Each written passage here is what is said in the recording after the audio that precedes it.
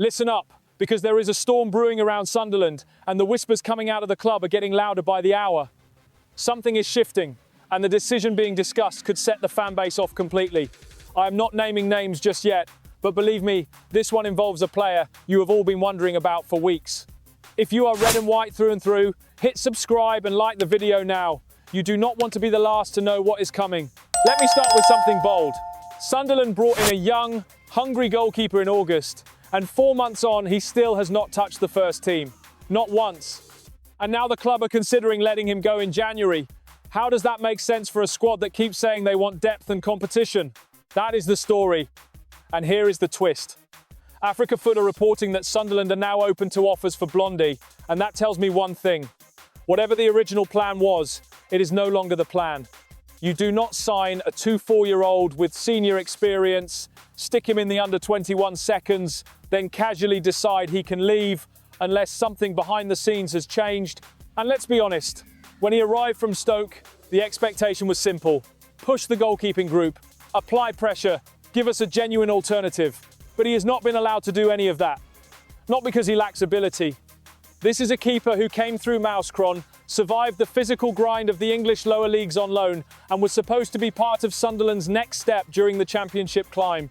But the competition for the #1 spot tightened, and instead of being given a chance to stake a claim, he has been boxed out entirely. How do you develop when the door never opens?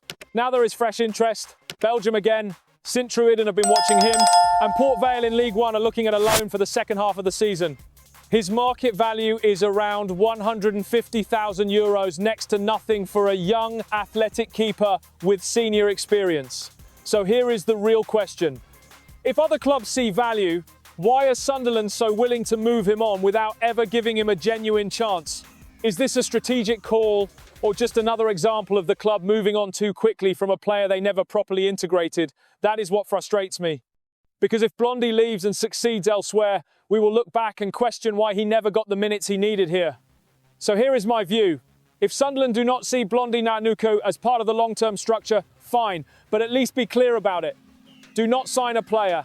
Hide him in the under-21 seconds, then ship him out before fans even know what he is capable of. That is not strategy. That is confusion dressed up as planning. Now I want to hear from you. Should Sunderland let Blondie Nanuko leave in January, or does he deserve a real first-team opportunity before any decision is made? Drop your thoughts in the comments. And if you want more sharp, straight-talking Sunderland analysis, hit subscribe, turn on notifications, and stay part of this growing community. The more voices we have, the stronger we are. Let's keep pushing this club forward together.